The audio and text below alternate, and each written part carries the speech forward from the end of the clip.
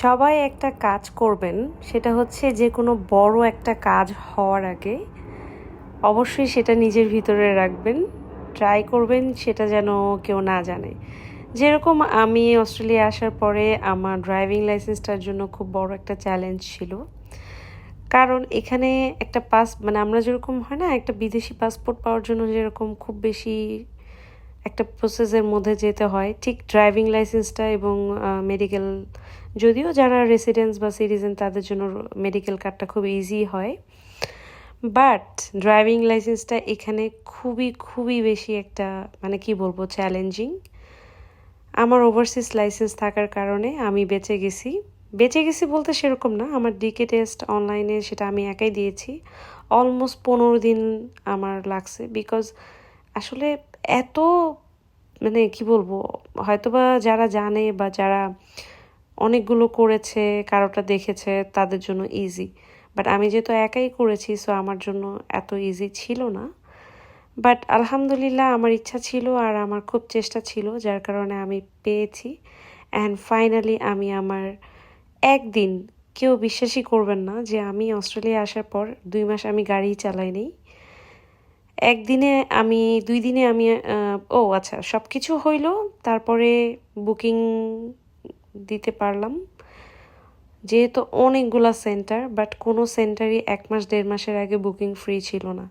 So আমি খুব short টাইমের মধ্যে একটা বুকিং পাইলাম 2 দিন আগে, মানে জাস্ট আমার 2 দিন পর পরীক্ষা, এরকম একটা ডেট পাইলাম, মানে 23 তারিখে, অগস্টের 25 তারিখে আমি ডেট পাইলাম। সো 23 তারিখে আমি লক করলাম ডেটটা, 25 তারিখ। সো এটা সিডনি থেকে 1 ঘন্টা দূরে ছিল, সিডনির মধ্যেই, মানে নিউ সাউথের মধ্যেই। So castle hill. সো ওখানে আমি সিট পেলাম, সেন্টার পেলাম সকাল 11:30টায়। সো একদিন গাড়ি নিয়ে নিলাম একদিনের জন্য। সো ওখানে গিয়ে জাস্ট যাওয়ার সময় আমি গাড়ি চালিয়ে গেছি।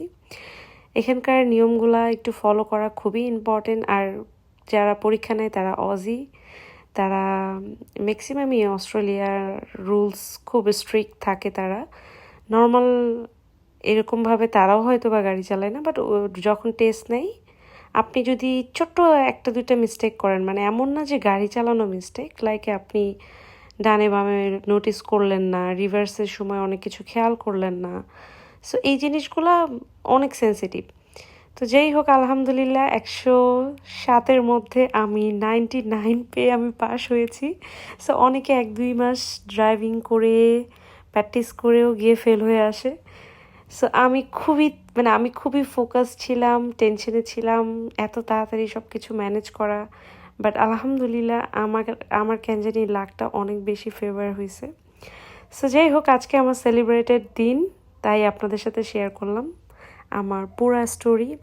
তো এখন আমার ফুল লাইসেন্স হয়ে গেছে। নেক্সট ভিডিওতে ইনশাল্লাহ আমার নতুন কারের সাথে দেখা হবে, সবার সাথে শেয়ার করব।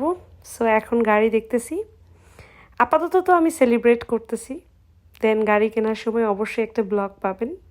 থ্যাংক ইউ, সবাই ভালো থাকবেন, bye bye, keep going on.